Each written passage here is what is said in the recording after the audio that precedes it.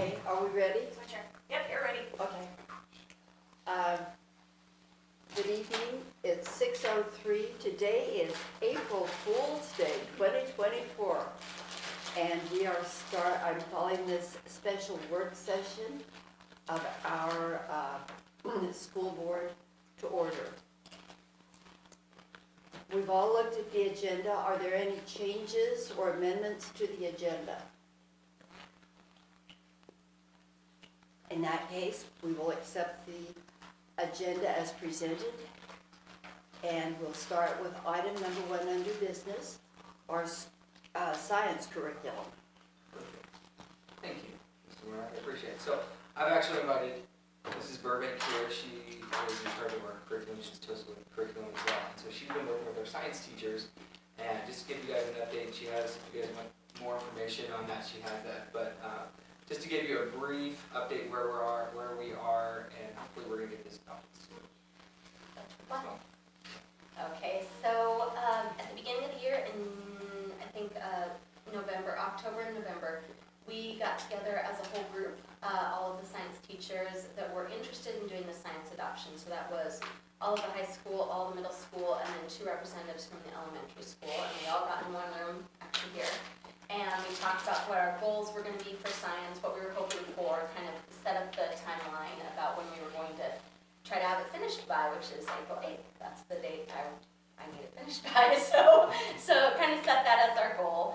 And then, so we all got to be in one room together and talk about it, and we set some goals about how we wanted it to be hands-on. We wanted, it to be a science curriculum that the middle school talked a lot about. They wanted to have elementary school have more vocabulary, so something with vocabulary and with hands-on experiences. Middle school really wanted hands-on experiences, and then high school wanted some hands-on experiences, but they wanted to make the transition to textbooks so that then they were college ready. So that's kind of what we kind of looked at. That was our progression that we were going to work on. Then the caravan came through. So the ODE brought all of the publishers that had qualified to be part of Oregon's caravan. And we were surprised it was a very limited number, I would say, that came through Oregon's vetting process. There were a lot of choices. Middle school, not very many choices at high school, and then I would say somewhere in the middle, choices for elementary school. And so basically we, like that whole group that had met, we went to Ontario. It was like and we just basically listened to each one of the presenters talk about, their product, and there were several presentations going at the same time, but we kind of split up and conquered and divided and listened to as many as we could. Then we spent some time getting some samples in from all of the curriculums that then the teachers were interested in, and then we started piloting. So elementary piloted a few, middle school piloted 2 of them because they really narrowed it down quickly. They knew pretty much exactly what they wanted. And then high school has been piloting, I think, probably in various ways, probably 3 or 4 really, because several different teachers have been trying out different things. Then actually secondary got together again, middle school and high school, to have one more meeting about, what was our progression, what are we really looking for, and kind of dive in a little bit deeper into standards and things like that. And really talk about what we were seeing during the pilots.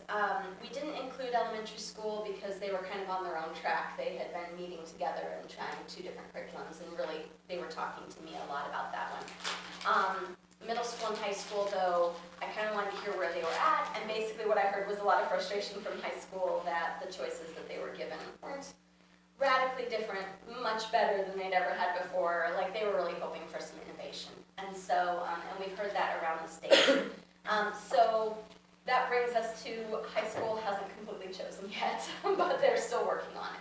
So I think they have it narrowed down a bit, but they're really looking forward to this Friday. There's going to be, at the countywide PD day, all the science teachers in the whole county are actually getting together and going to have lunch. And just have like a discussion, because Angie Ariola from the ESD has been talking about how like all of the high schools are kind of struggling with this and are really frustrated that there aren't more options. But there aren't more options, and we kind of talked about it like, would it be better to delay a year And the high school was like, absolutely not, because we really don't, I mean, we haven't adopted for a while. So we really want current materials. I mean, and they really are looking at materials that are using graphs from the 1990s and things like that. So I definitely agree with them. We need to purchase some new textbooks and get it updated. So, but we're not quite there on that.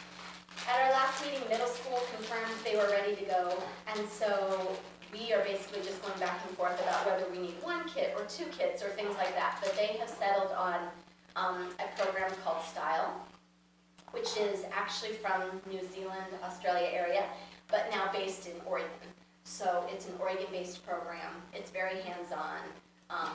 They have been working back and forth with us on being able to make the kits affordable, so they're actually going to have hands-on replenishable kits, and we've worked it into their budget to have that all the way through for the whole next 7 years.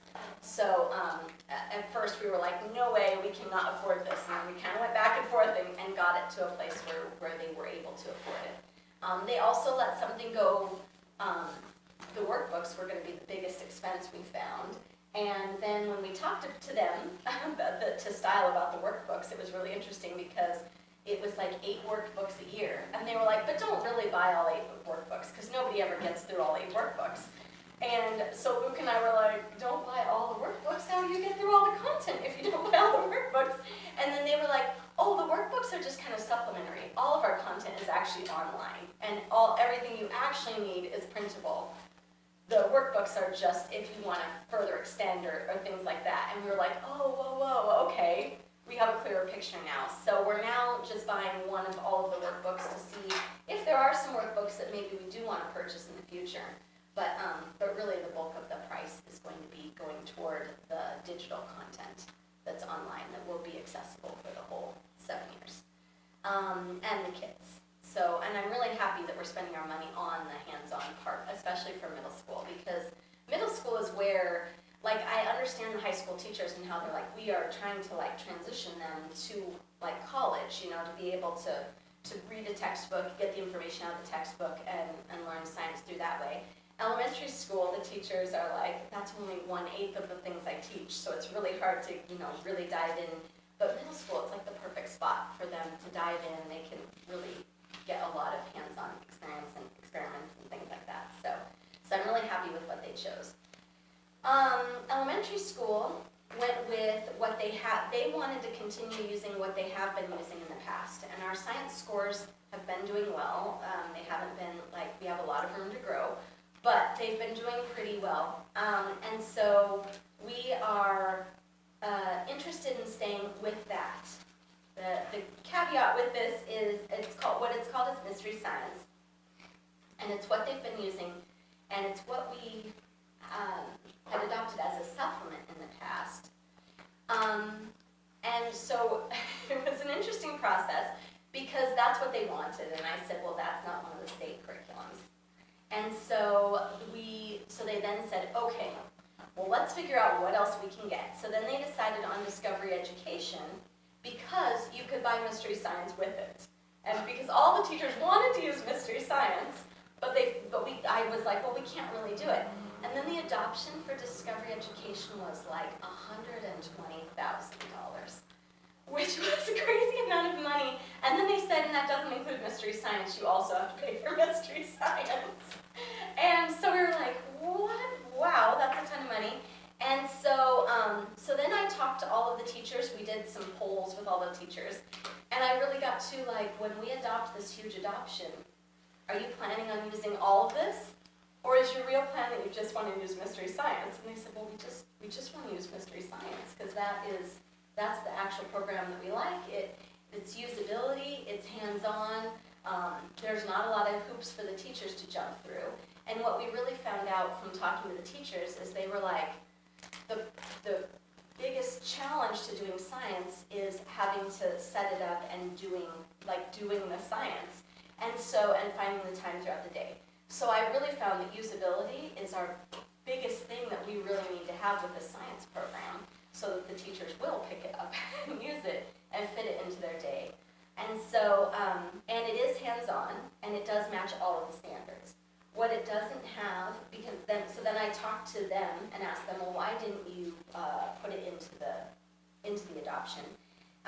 Like, why didn't you get vetted by Oregon? And they said, because we don't have a teacher's guide that does, like, we haven't jumped through the hoops to be able to do that. It's a completely online program, so there isn't a teacher's guide, and you need a teacher's guide to be able to apply for the Oregon, to get on the Oregon adoption list. And so our teachers have been using it this whole time. The teachers, like, everything they need and they feel like they need is online. And so then I started saying, well, like, let's look into, can we get this?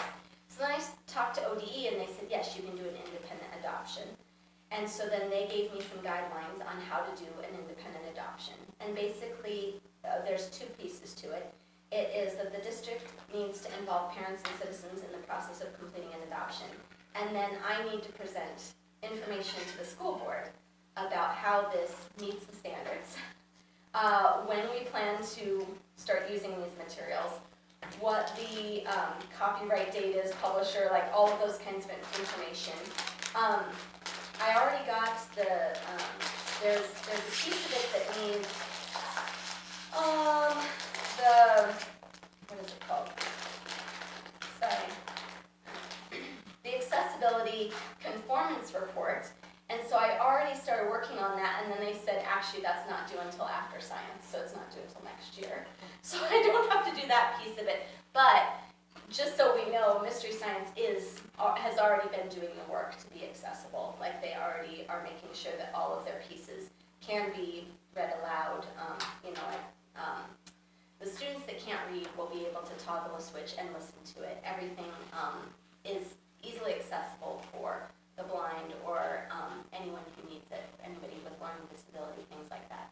So they're actually complying with WCAG, which is the media, digital media component of accessibility. So they're making sure that their entire website fits in with that. And then we also have to follow some science criteria. And I already have all of the documentation about how it matches NGSS, which is our science expectations. So we already have how that maps in. Now we just have to prove that it is equitable and a few other pieces about three-dimensional learning of science. So I'm already working to get all of those pieces of information for you as well. And it's been vetted by Chapel Hill as well, using their hexagon tool, which is a way of looking into curriculum and validating if it's good curriculum. So we would just do Mystery Science and not the Discovery. Mm-hmm. Yeah. The expensive. Yes, exactly. And what Discovery Education offered was a teacher guide and other online components, but it was almost exactly identical to Mystery Science in their online component. And I'm trying to think of what else. Oh, and workbooks that we could purchase for the students.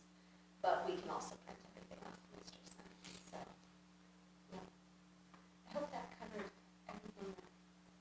Oh, and we're getting for 4th and 5th grade with Mystery Science. The elementary schools also asked me to purchase kits like packs, because there's motors and things that we can get through them to complete some of the units. So we do have some hands-on things coming for 4th and 5th grade. They looked at the packs for 3rd grade on down, and it was like straws, cotton balls. It was all things that were so easily accessible that they felt like it wasn't worth the purchasing of extra boxes to store and to try to deal with in that way. So yeah, so we're also doing that. So we're also making sure that they have the tools that they need to be able to do that. And that was also through asking the teachers, who wants these kits? And it was 4th and 5th grade that said that would be really helpful. So in this will integrate into the middle school program.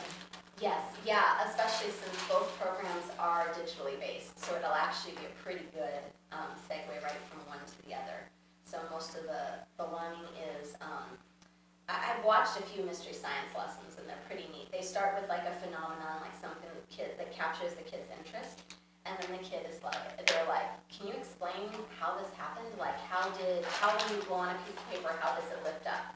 You know, and the kids are like trying to explain it, and then they start bringing in the science to explain like the Bernoulli principle and why the speed of the air is what's making the paper rise up and things like that. So it's not just, here's a whole bunch of vocabulary words to memorize.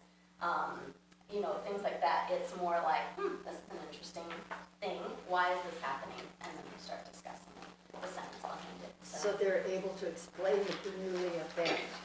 Yeah, exactly. Yeah. So, anyway. So what are we doing with the high school then? Are there just sort of, I mean, I Right. take it the curricula are, you're kind of limited to the options Mhm. that the state. For sure, Yes. yes. Yeah, and with the high school curriculum, I mean, I can tell you, it's basically we're picking between like McGraw-Hill and Savas. Like, it's basically just the publishing company and what we're purchasing textbooks for. Like, I think a lot of it is like, does anatomy need a new textbook and forensics?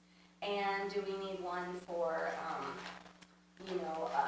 advanced chemistry or you know what I mean? A lot of it is some of those, not extra classes, but the classes that are beyond the core classes that we have. I think I feel like they're getting pretty close on the core classes. It's more those, the additional classes that are beyond the basics, so. So you mentioned this program, this progress with the elementary school to do basically a self-elected program so they can do the science, mystery science.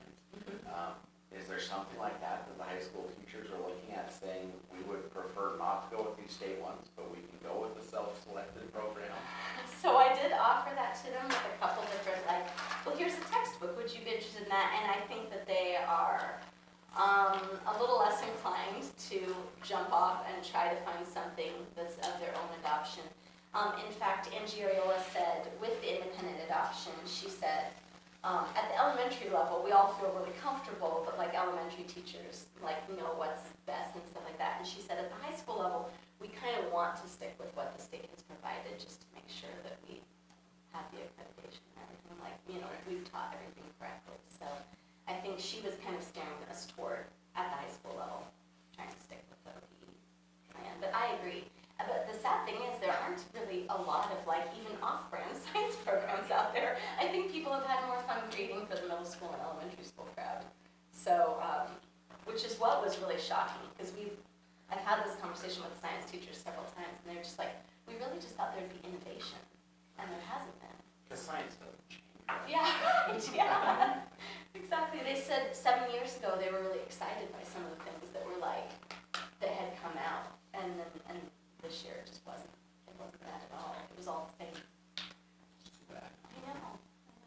Well, there's so much stuff with the AI, the artificial intelligence, that I would think that there would be a lot of science-based curricula out there. Right, yeah. And I don't know if it's, whether the publishers, I'm not sure. Like, I have my own conjectures on the fact that high school teachers tend to like a textbook and tend to like to stick with what they've always done. Maybe there just isn't a market for as much innovation as our particular science teachers are looking for. I'm just not sure. Well, you talked about how high school science is trying to get the kids ready for college science.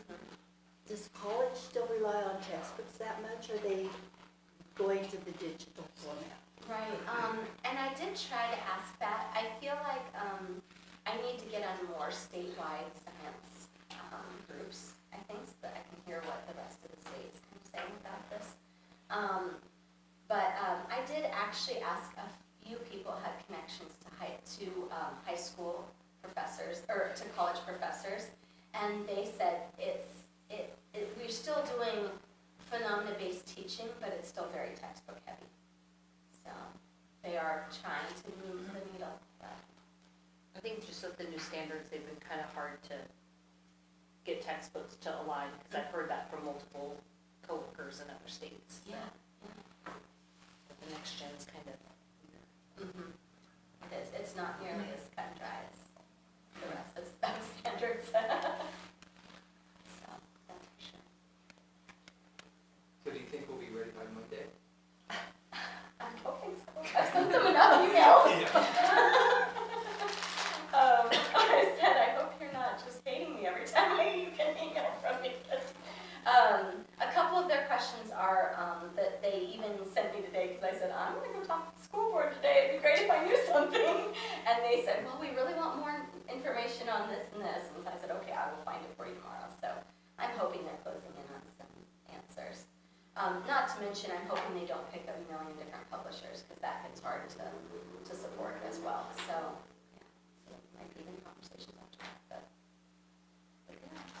So, are there more questions for Kathleen? I appreciate it. Yeah, yes. So Monday, it'll be all put together Oh, in a yeah. nice package, all with ribbons on it. Yes, exactly, with quotes from the publishers and everything. That's my goal. How do we want to do maybe I could ask you guys, how would you like to involve the parents and citizens in the process? Like, do you guys have any ideas on how we can do that? With the independent election? Honestly, I really thought there was a huge turnout, a successful turnout for the STEM night. If you could do another STEM night showcasing examples of the workbooks or activities and get feedback from parents, I think you would have a really good turnout. I know that's a lot of work, but if you had, like I did, I taught mystery science, and if you had a couple computers up and had the parents be able to go and watch a lesson be done, that would be a good idea. You know, when the Lord talk, Oh, yeah. so when the topics of Lord talk would be a good place for it. Yeah, okay. And it doesn't sound like I need to have anything back to the state. That's what Jenna Montgomery said. She wrote back to me and I said, when do you need, like after I talk to my school board, like then what do I do with you? And she said nothing. She said, the school board decides this, so yeah, she didn't want anything back. It would only be the elementary school. Yeah, right? it's only the elementary one, yeah. And that information would go out in Spanish, we would have translators. That would Is that, I can't remember, is mystery science back when you used to do Spanish? Yes, yeah. Okay, do you know when the next board talk this out? We can talk to Shane tomorrow. Yeah, we'll talk to Shane. Okay, perfect. Thank you so much. Perfect, thank you very much. Thank you. Thanks for coming. Yes.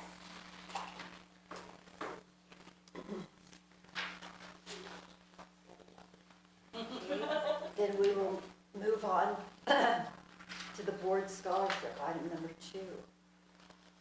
I'm excited to see the size of our packet for the board scholarship. Someone did a lot of work on this because, what was it, it was Last week, 3 applicants that we had last week. So this is great. and so we have 11 that are complete. 9 complete, 1 incomplete, and is their transcript, which is the very last one. So you guys will just need to decide if We have $5,000. 5,000. Decide how you want to meet to go over it, or if you guys just want to take those home and then, I personally would kind of like to take them home so I can read through them. And I don't know how the rest of you feel, but There's a lot here. there's a To whole look lot at. here, And then we'll have to decide if we want to give them all the same amount, or or what we want to do. So, Was applicant, I guess, you said 11? Oh, 11 isn't in here? 10. Or 10. Applicant 10, was that the last one that came in at the end of the day today? The, all of these were last minute today, other than like 3 of them. I mean, they were running. I just noticed that some of them have like a signature on the unofficial transcript and some don't, so I didn't know if maybe the registrar had left for the day when it finally came in. And they didn't have to have a signature on there.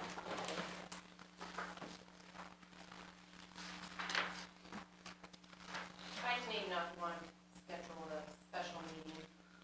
when do we have to, have them? Their awards assembly isn't probably until May. I think last year it was like around May 15th. I don't look at the calendar this year. So you guys have time to, Maybe the next work session? discussion and to decide what we want to do. Yeah. And we'll, by that time, we'll review them all, right? That's all. Because didn't last year we gave some 1,000 and some 500, or Yeah, 300 or something. you can either do that or give them all the same amount, they're all the same. Are we gonna score them on need? I mean, We how need do to we, decide that, because we, I think it'd be nice to understand how we're scoring them before we take them home to look at. How did we do it last year? We did part of it, and I can't remember the percentages. I think we had a we percentage. did, we had percentages, there's so much for this and so much for this. So, As I can look back in board minutes, How do we really know what their needs are? I mean, there's some kids here that parents make plenty of money, but they expect their kids to pay their own college. So And some of the lower incomes will get more financial aid than some of the, I almost wish, and I said it last year, but I can say it again, I almost wish we didn't have the names on them. Yeah. I mean, that's true. realistically, I think that's the way we should do it. I don't think we should do it according to what the names are. we all have biases.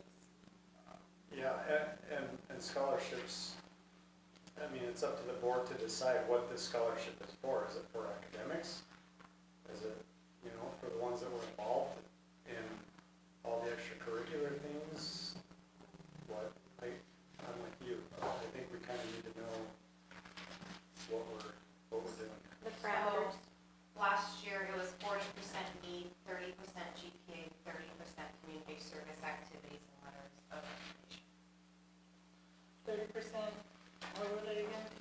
40% need, 30% GPA, and 30% community service activities and letters of recommendation. Did they have a rubric last year, or was it just? They just all rank. How do we know That's the That's thing. it. Well, and I mean, not even, I understand some kids will get more in Pell Grants, some kids, no matter how much money their parents have, their parents are gonna say, go pay for it, but from looking at what I have right here, if we were to say, who comes from a family that has more financial need than another, other than knowing some of the people, I think is there anything in here that tells us last that? year, some of the letters really did state some of the, Okay. I think that's what I remember. Last year, they really, it was very clear. Because it's not like we have a FAFSA application here, we're looking at all their financials. Would we be able to know if any of the students that applied, Megan, would someone tell us, like, this child is being assisted through McKinney-Vento this year, or this student, like, any of that? I mean, I think that would be need as well. I don't know if they can give us that information. No, I mean, I don't know. And I don't think we could discuss it in open forum No. if we did. When they started the scholarship, they didn't turn it in. They didn't give it to the school board with names. Well, it used to be just for people that need education. No, it's not. Not the school board. Back in the day, like when I was in school. Was it done before? But it's just, I mean, how I was think it 40% before the board is had to make kinda high. a choice? How was it done? I don't know. All I know is, before I was on board, they used to, when the board reviewed the applications, they would look at names. They did it according to, academic achievements. What if we took the 40% need off and did 30% GPA, 30% extracurricular, and 30% left? One of them would have to be 40, but, the letters of recommendation. And I would even suggest, instead of doing the 40% need, like, kind of what Megan said, their letters will indicate the struggles. So kind of need, but based on their writing piece, which, I don't know, would that be fair? If some kids could elaborate their struggles, their needs better than others? Because that's really all we have.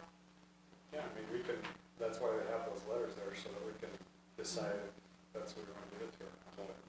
So based on the But you letters. also have kids that work their tails off, you know, to achieve the academics.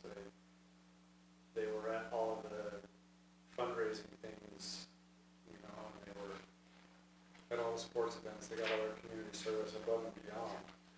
You know, it's like, and then there's other students who really didn't try. I mean, we've seen it before in the past that apply for it. And it's like, well, who deserves it? And I guess that's what I'm asking is what, again, what are we trying to look for in our applicants? But I know some kids like can't do extracurricular activities because they have to work or take care of younger siblings or, you know. But to me, work is an extracurricular activity in high school. I mean, it's I not mean, I had to work in a high school. sport or band or And this something class, like that. their rankings are all wild. Like, a 2.8 is ranked 10 from the bottom. Just so you know. So, like, when I think 10 from the bottom, I think like barely 2.0. 2.8 is where you're at with. Well, we have how many valedictorians? 14. Yeah, there's a whole. Wow. So we're gonna have to listen to 14s. No, surely not. No, absolutely not. So I do think GPA, while it is important, we also have to take into consideration that the class as a whole is weighted heavily on the high end. And I don't know if that's because of their first year, they took 4 classes in a quarter, or, Right. No, I agree. There are kids that don't get the 4.0 that were Work more really hard. active. Yeah, that were more active in the community or everywhere else than the others. So I think a lot of it comes down to their letters of recommendations. It does, but letter of recommendation are tough too. Yeah, because They're gonna say good things about it, because I have no doubt every single one of these letters of recommendation is gonna say this is a great kid. And all of them probably really are great kids. do we have the full amount as last time, or what is our total amount? 5,000. 5,000? Oh, okay, I wasn't sure, because last year we had extra. Well, Nell wrote essays too. I mean, that's an indication. Well, and their essay should count for something. They're able to. Sure. It's part of the Tell us. application.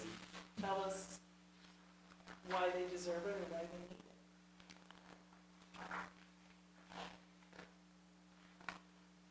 It's hard to know this many applicants. It's a lot of applicants. That's good. That is good. It's really good. I think for the most part, they're all very good. Well, and we might have 3 or 4 that are really outstanding, and we could give them 1,000 and the rest of 500 or something. So every one of those 9 that completed something. I'd like to see that where everyone gets something if they completed the application. The qualifications that they should all get, you know, and the ones that are really outstanding, we can give more or something.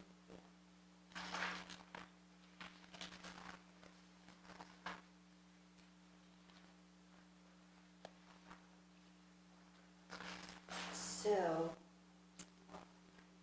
we don't have to have these actually done until our first work session in May.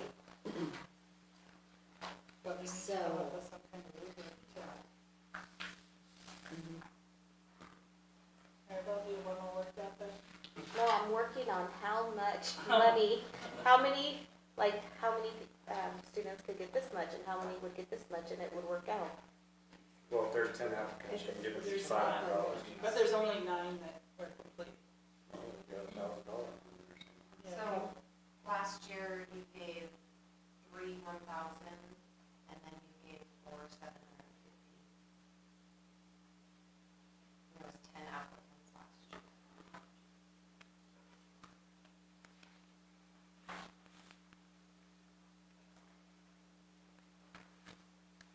What if we did 30% GPA, 30% extracurricular, 30% their letters of recommendation, and 10% their essay. And I'd want to go more than the essay. Okay, I'm good with that. Right, my only reason why is that You don't have to say percentages, you just say, these are the things that we are grading them on. right? You Yeah, got, that's fair. you got GPA, letters of recommendation, Extracurricular. extracurricular, and essay, which is everything in the application. And just throw out the need. Throw out need. Yeah, because we don't really know. We can't ask them how much their parents make. Well, That's true. But what if they say, my mom's a single parent and X, Y, Z? Well, that is part of it. Part of Part of the essay, you Oh, can Part of put the it on essay, there. and, Okay. yeah. Weight the essay accordingly based on where needed. And maybe if we could bring these back kind of ranked or something, so that we can talk about which ones we really liked and not. So 30% essay, 30% GPA, 30% community service and activities, Yeah, something like that. and 10% what? The essay or, what they wrote. But if you want to do more on the essay.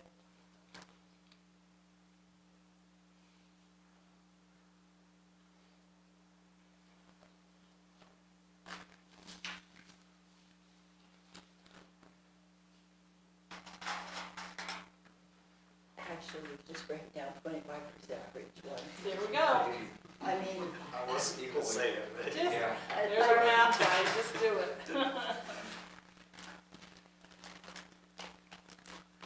and I think, I mean, we can try to be objective, but there is going to be some subjectivity that will come into this one. It's gonna be hard for Megan if she knows them all. Yeah. Well, and like, I was like, I already know which ones I'm gonna pick. That's How about the one that's my why there ex shouldn't be students names on said? it. I know every one of them. Well, yeah, your daughter's in there too. She's not there. Well, she's in that group. Yeah.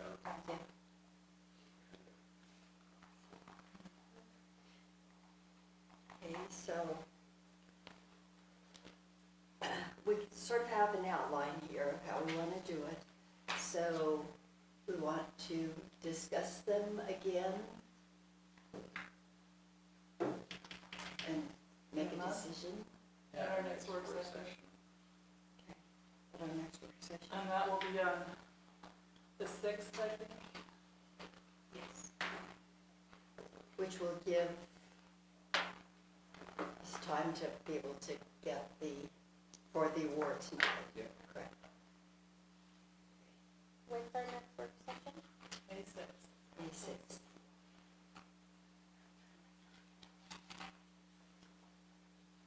Okay, any other comments on that? So we have an outline there. And Megan, you will remind us when we get closer that we need to have that ready. Okay, no other comments on board scholarship? We'll now move on to item 3, negotiations update. Perfect, so we are in the middle of negotiating with both groups, the certified and classified. Before spring break, we met with the certified and set ground rules, and we have 3 dates from the 17th, or so 10th, 17th, 7 days, not that, 24th. And so we have that in our first meeting, we're going to, and actually both groups are set up almost identical. We're both going to exchange proposals and hopefully get us on the right foot. I would like this to be done in April, which would be a record for us, but I think we can do it. Today, after school, we met with classified, and so same process. Our dates right now are the 9th and the 15th, and so we'll be going on that one as well. I think after school, we're not going to learn Mrs. Robbins, and so we're ready to go.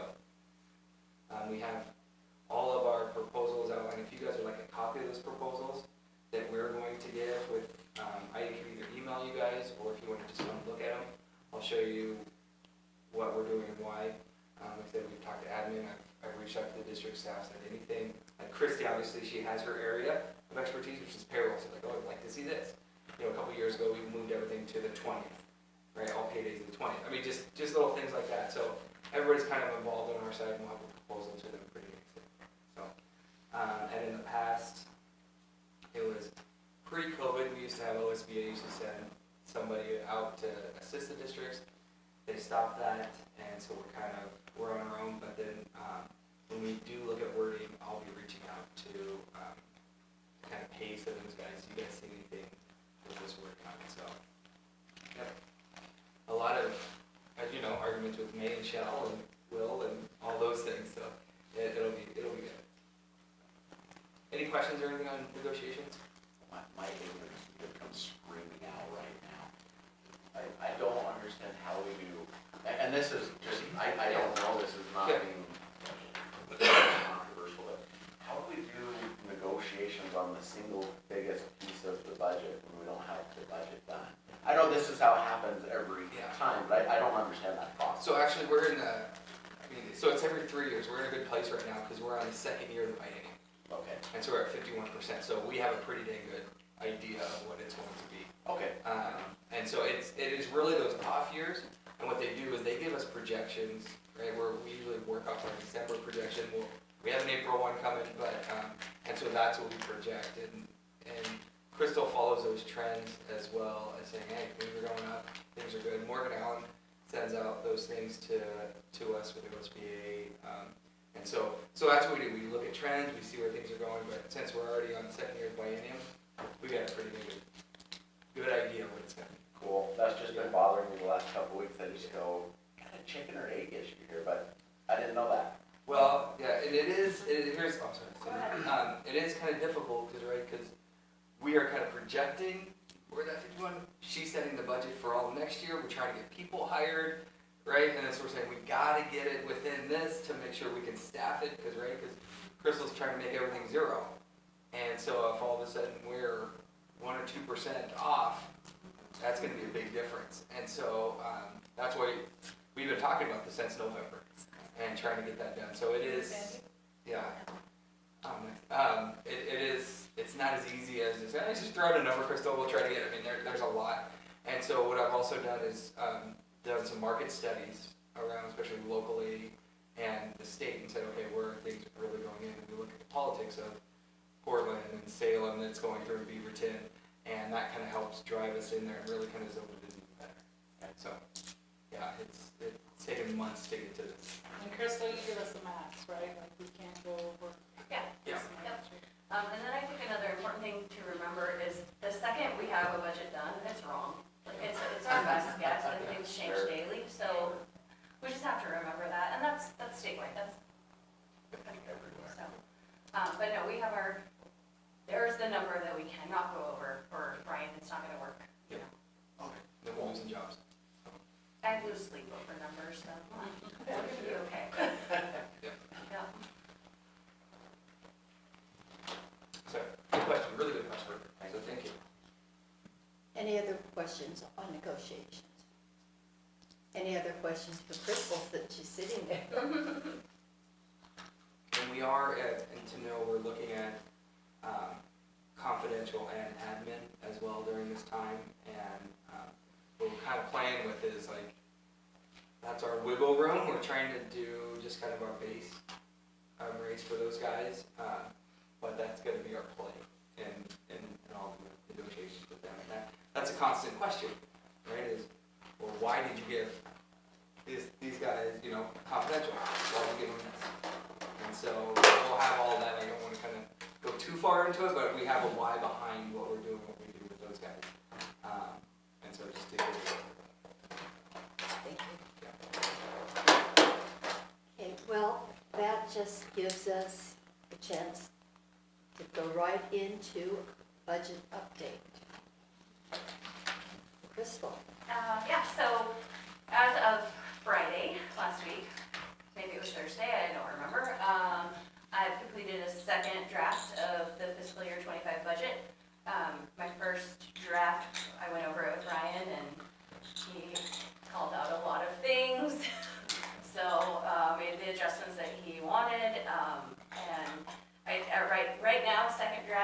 balanced budget, of course, we just have to take that into consideration when we go into negotiations. So, well, there's only so much money, and, but yeah, so that's where we're at. I'll continue working with Ryan, just to keep going over it. I think I budget like, I don't even know, 20,000 lines, so I look at it a lot to make sure I haven't missed anything. But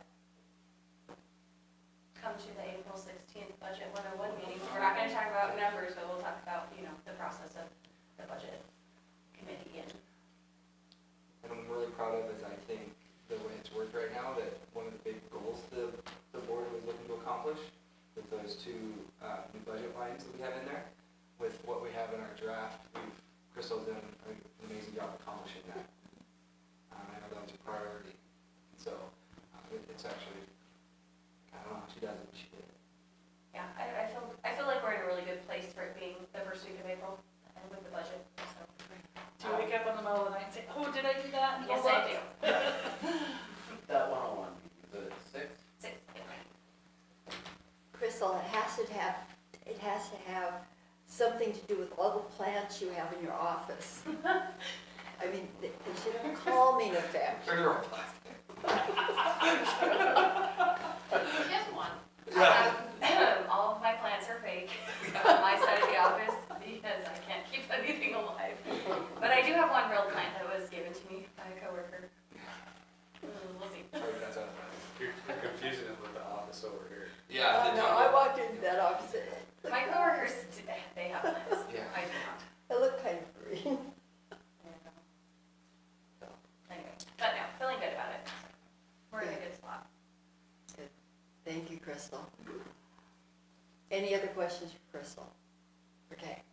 We'll move on then to the SEI, Statement of Economic Interest.